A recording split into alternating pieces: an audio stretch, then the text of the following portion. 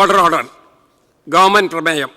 ബഹുമാനപ്പെട്ട മുഖ്യമന്ത്രി, അങ്ങയ്ക്ക് പ്രമേയം അവതരിപ്പിക്കാവുന്നതാണ്. സർ, വിദേശ സംഭാവന നിയന്ത്രണ ചട്ടങ്ങൾ ഭേദഗതി ചെയ്തുകൊണ്ട് കേന്ദ്ര സർക്കാർ 2026 ജൂൺ 22 പുറപ്പെടുവിച്ച ചട്ടങ്ങളിലെ വ്യവസ്ഥകൾ രാജ്യത്തെയും പ്രത്യേകിച്ച് കേരളത്തിലെയും സാമൂഹ്യ ആരോഗ്യ വിദ്യാഭ്യാസ കാരുണ്യ മേഖലകളിൽ പ്രവർത്തിക്കുന്ന സന്നദ്ധ ചാരിറ്റി സ്ഥാപനങ്ങളുടെ സുഗമമായ പ്രവർത്തനങ്ങളെ ദോഷകരമായി ബാധിക്കുന്നതാണ്.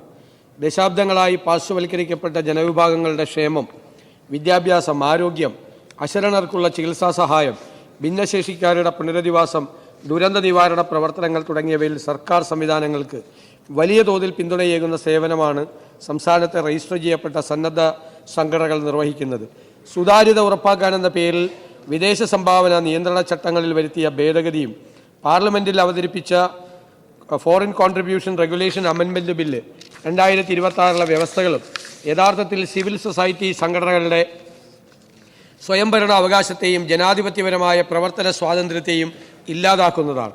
പൊതുവായ ലക്ഷ്യങ്ങൾക്ക് വിദേശ സംഭാവന അനുവദിച്ചിരുന്നതിന് പകരം സാമൂഹികം, വിദ്യാഭ്യാസം, സാംസ്കാരികം, സാമ്പത്തികം, മതം എന്നീ 5 വിഭാഗങ്ങളിലായി നിർദ്ദേശിച്ചിട്ടുള്ള 105 മേഖലകളിലേക്ക് സംഘടനകളുടെ പ്രവർത്തന മേഖല പരിമിതപ്പെടുത്തിയിരിക്കുന്നു. കൂടാതെ ഒരു സംസ്ഥാനത്ത് രജിസ്റ്റർ ചെയ്ത സംഘടനയ്ക്ക് മറ്റൊരു സംസ്ഥാനത്ത് പ്രവർത്തിക്കണമെങ്കിൽ വീണ്ടും രജിസ്ട്രേഷൻ എടുക്കണമെന്നതും സന്നദ്ധ പ്രവർത്തനങ്ങളെ പ്രായോഗികമായി തടസ്സപ്പെടുത്തുന്ന നിബന്ധനയാണ്.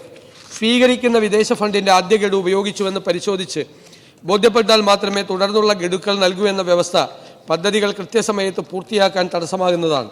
ചട്ടലംഘനം നടത്തിയാൽ ലഭിച്ച സംഭാവനയുടെ 30% വരെ കനത്ത പിഴ ഈടാക്കുമെന്ന വ്യവസ്ഥ ചെറിയ സാങ്കേതിക പിഴവുകളുടെ പേരിൽ പോലും മാതൃകാപരമായി പ്രവർത്തിക്കുന്ന പല സ്ഥാപനങ്ങളുടെയും സാമ്പത്തിക ഭദ്രത ഇല്ലാതാക്കുന്ന സമീപനമാണ്. സംഘടനയുമായി ബന്ധപ്പെട്ട വ്യക്തികളുടെയും ഭാരവാഹികളുടെയും വ്യക്തിപരമായ സോഷ്യൽ മീഡിയ അക്കൗണ്ടുകൾ, വെബ്സൈറ്റുകൾ എന്നിവ നിർബന്ധമായും വെളിപ്പെടുത്തണമെന്ന വ്യവസ്ഥ പൗരന്മാരുടെ സ്വകാര്യതയിലേക്കുള്ള കടന്നുകയറ്റമാണ്.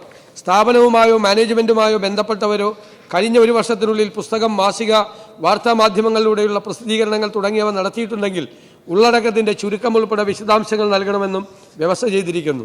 ഭരണഘടന ഉറപ്പു നൽകുന്ന ആവിഷ്കാര സ്വാതന്ത്ര്യത്തിന്മേൽ ഭരണകൂട നിയന്ത്രണം ഏർപ്പെടുത്തുന്നതിന് സമാനമായ വ്യവസ്ഥയാണിത്.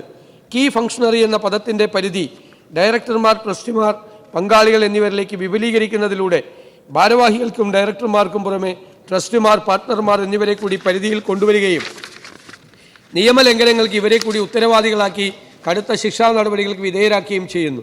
സാങ്കേതികമായി എന്തെങ്കിലും നിയമലംഘനം നടന്നാൽ പോലും ഇവർ വ്യക്തിപരമായി ശിക്ഷിക്കപ്പെടാമെന്നത് സാമൂഹ്യ സേവന സന്നദ്ധ പ്രവർത്തന രംഗത്തേക്ക് കടന്നുവരാൻ താൽപ്പര്യപ്പെടുന്ന പ്രമുഖ വ്യക്തികളെയും വിദഗ്ധരെയും നിരുത്സാഹപ്പെടുത്തുന്ന സമീപനമാണ്.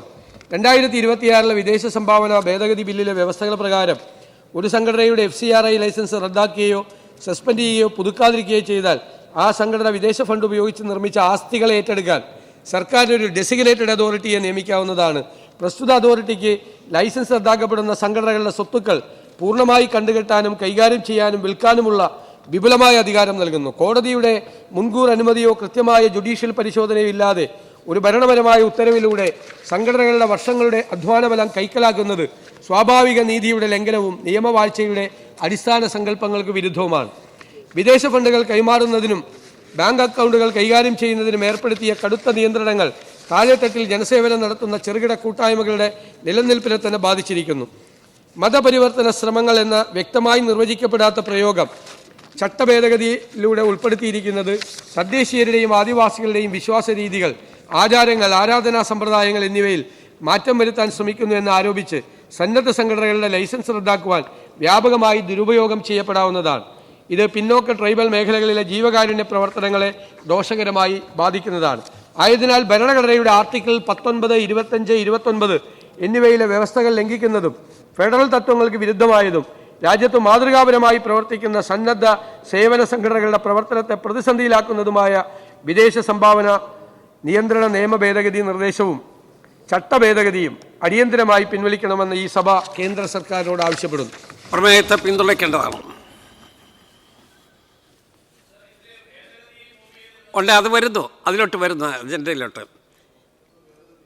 ഇനി ഇതിൻ്റെ ഭേദഗതികൾ ഇനി പറയുന്ന അംഗങ്ങൾക്ക് ഭേദഗതി നേരത്തെ എഴുതി തന്നിട്ടുള്ളതാണ്. ഭേദഗതി അവതരിപ്പിക്കാവുന്നതാണ്. ശ്രീ വി മുരളീധരൻ. സർ, ഈ പ്രമേയത്തിൻ്റെ രണ്ടാമത്തെ പാരഗ്രാഫ് സുതാര്യത ഉറപ്പാക്കാൻ എന്ന പേരിൽ എന്ന് പറയുന്ന പാരഗ്രാഫിൽ ഞാൻ ഭേദഗതി മൂവ് ചെയ്യുന്നത് FCRA ഭേദഗതി 2026 സുതാര്യതയ്ക്കും വിദേശ സംഭാവനകൾ ഫലപ്രദമായി വിനിയോഗിക്കപ്പെടുന്നുവെന്ന് ഉറപ്പാക്കുന്നതിനും വിദേശ സംഭാവനകൾ സ്വീകരിക്കുന്നതിനുള്ള യോഗ്യതാ മാനദണ്ഡങ്ങൾ കൂടുതൽ വ്യക്തമാക്കുന്നതിനും ലക്ഷ്യമിടുന്നു. ഇതാണ് എൻ്റെ ഭേദഗതി. രണ്ടാമത്തെ ഭേദഗതി ഈ സ്വീകരിക്കുന്ന വിദേശ ഫണ്ടിൻ്റെ എന്ന് തുടങ്ങുന്ന നാലാമത്തെ ഖണ്ഡിക അതിന് ഞാൻ സജസ്റ്റ് ചെയ്യുന്ന ഭേദഗതി പ്രവർത്തനരഹിതമായ NGOകൾ FCRA ലൈസൻസ് നിലനിർത്തുന്നതിന് 2 സാമ്പത്തിക വർഷങ്ങളിലായി വിദേശ സംഭാവനയായി ലഭിച്ച തുകയിൽ 10 ലക്ഷം രൂപയെങ്കിലും ചെലവഴിച്ചിരിക്കണം എന്ന മാനദണ്ഡം വിദേശ പണം രാജ്യവിരുദ്ധ പ്രവർത്തനങ്ങൾക്ക് ഉപയോഗിക്കുന്നില്ല എന്നുറപ്പാക്കും. മൂന്നാമത്തെ ഭേദഗതി മതപരിവർത്തന ശ്രമങ്ങൾ എന്ന് പറയുന്ന ഈ പ്രമേയത്തിൻ്റെ അവസാനത്തതിൻ്റെ തൊട്ടു മുമ്പത്തെ ഖണ്ഡികയാണ്. ആ ഖണ്ഡിക ഞാൻ ഭേദഗതി നിർദ്ദേശിക്കുന്നത് മതപരിവർത്തനം ലക്ഷ്യമിട്ടുള്ള പ്രവർത്തനങ്ങളെ വ്യക്തമായി ഒഴിവാക്കിയതിലൂടെ ആദിവാസി പിന്നാക്ക വിഭാഗങ്ങളുടെ അവകാശങ്ങൾ സംരക്ഷിക്കപ്പെടുന്നു എന്നുറപ്പാക്കുന്നു. നാലാമത്തെ ഭേദഗതി ആയതിനാൽ പിൻവലിക്കണം എന്ന് പറയുന്ന ആ പ്രമേയത്തിലെ പരാമർശത്തിന് പകരം ഇന്ത്യൻ പാർലമെൻറ്റ് ഭൂരിപക്ഷാഭിപ്രായ പ്രകാരം പാസാക്കിയ നിയമത്തിനെതിരെ ഒരു നിയമസഭ രാഷ്ട്രീയ ലക്ഷ്യം വെച്ച് പ്രമേയം പാസാക്കുന്നത് രാജ്യത്തിൻ്റെ ഫെഡറൽ തത്വങ്ങൾക്ക് വിരുദ്ധമാണ്. ഈ 4 ഭേദഗതികൾ ഞാൻ മൂവ് ചെയ്യാം. ശ്രീ പി പ്രസാദ്.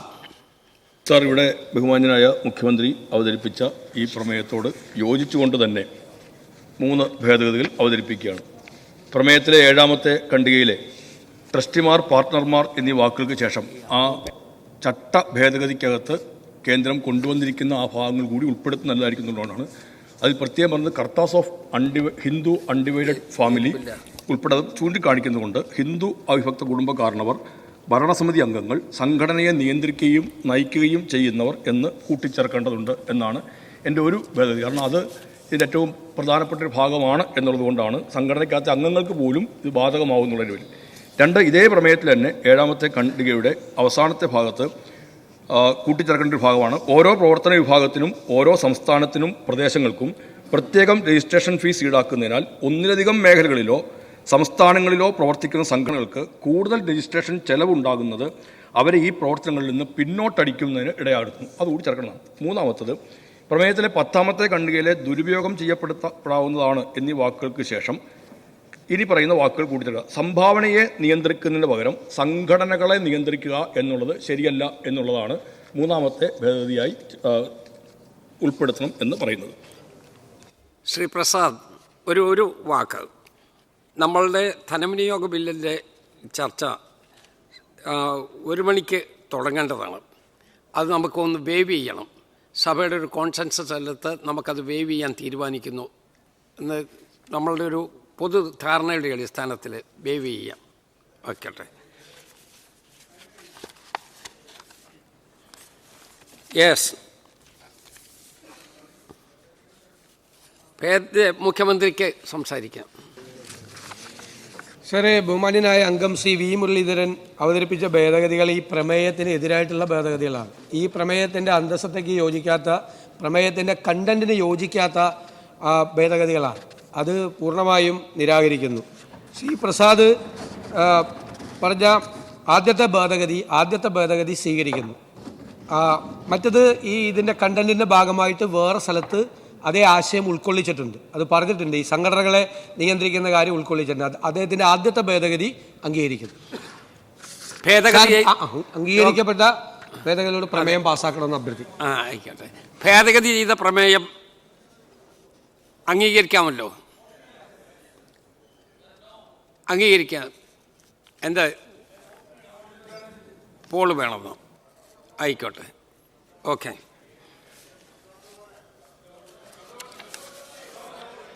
അല്ല, പോള് ചെയ്യിക്കാനുള്ള അവകാശമുണ്ടല്ലോ. Ring the bell. പോളിംഗ് പ്രോസസ്സിലോട്ട് പോവുക.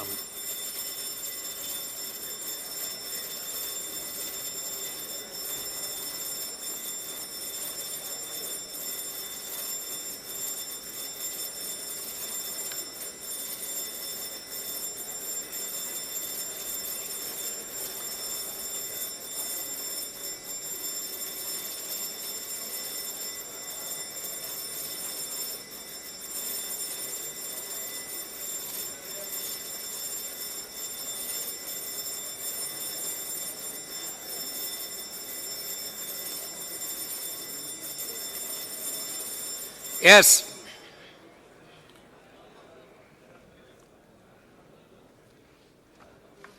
Polling start. ഭേദഗതിയെ അനുകൂലിക്കുന്നവർ റേസ് എന്നാണ്. എന്തോ ഭേദഗതിയെ അനുകൂലിക്കുന്നവർ റേസ് എന്ന് പറഞ്ഞാൽ ഭേദഗതി ഇല്ല, അവർ ഭേദഗതിക്ക് വേണ്ടിയല്ലേ ചോദിച്ചത്.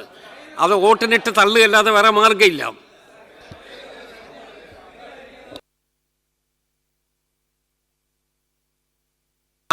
അതെ, ഈ പ്രമേയത്തിനുള്ള വോട്ടിംഗ് ഇടുകയാണ്. അതാണ് നമ്മൾ ചെയ്യുന്നത്. അങ്ങേക്ക് മൈക്കില്ലാത്തതുകൊണ്ട് എനിക്ക് കേൾക്കുന്നില്ല. മുഖ്യമന്ത്രി പറഞ്ഞു കഴിഞ്ഞപ്പോൾ അത് കഴിഞ്ഞു. അതിനുശേഷം നമ്മൾ ഈ പ്രമേയത്തിനാണ് വോട്ട്. അതെ, ആ പ്രമേയത്തിന് അതാ ഞാൻ പറഞ്ഞത്, അങ്ങ് ശ്രദ്ധിക്കാതിരുന്നുകൊണ്ട്. ഈ പ്രമേയത്തിൻ്റെ ഭേദഗതിയാണ് അവതരിപ്പിച്ചിട്ടുള്ളത്. വി മുരളീധരൻ അവതരിപ്പിച്ച ഭേദഗതിയോട് യോജിക്കുന്ന ആളുകൾ യെസ്, വിയോജിക്കുന്ന ആളുകൾ നോ. ചെയ്യണം. വോട്ട് ചെയ്തു. വോട്ട് ആദ്യം ചെയ്യണം. വോട്ട് ചെയ്യാൻ പറഞ്ഞില്ല. അല്ല സാർ ബഹുമാനപ്പെട്ട സ്പീക്കർ സാർ, ഇതിനകത്തൊരു കൺഫ്യൂഷൻ ഉണ്ടായി. കാരണം തുടക്കത്തിൽ പ്രമേയത്തിന് അനുകൂലമായി വോട്ട് ചെയ്യുന്നവർ എസ് എന്ന് പറഞ്ഞു, അല്ലാത്തവർ നോ എന്ന് പറഞ്ഞു. രണ്ടാമത് ഭേദഗതിക്ക് അനുകൂലമായിട്ട്, അതായത് ശ്രീ വി മുരളീധരൻ അവതരിപ്പിച്ച ഭേദഗതിക്ക് എന്ന് പറഞ്ഞു. രണ്ടും ഓപ്പോസിറ്റാണ്. അപ്പോൾ എസ് നോയും മാറി മാറി വന്നിട്ടുണ്ട്. അതുകൊണ്ട് ഈ പ്രൊസീജിയർ നമ്മൾ ഒന്നുകൂടി ആരംഭിക്കണം. Ring the bell. കുഴപ്പമില്ല, നമ്മൾ ഒന്നേന്ന് തുടങ്ങുകയാണ്.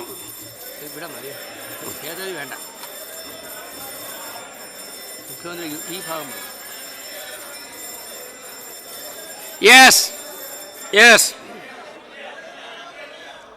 ബഹുമാനപ്പെട്ട മുഖ്യമന്ത്രി അവതരിപ്പിച്ച പ്രമേയം പാസ്സാക്കാമോ എന്നുള്ള പ്രശ്നത്തെ അനുകൂലിക്കുന്നവർ യെസ്, പ്രതികൂലിക്കുന്നവർ നോ. മുഖ്യമന്ത്രി അവതരിപ്പിച്ച പ്രമേയം പാസ്സാക്കാമോ എന്ന പ്രശ്നത്തെ അനുകൂലിക്കുന്നവർ യെസ്, വോട്ട് ചെയ്താൽ മതി. യെസ്, പ്രതികൂലിക്കുന്നവർ എത്ര നമ്പർ എത്രയാണ്? നിഷ്പക്ഷം.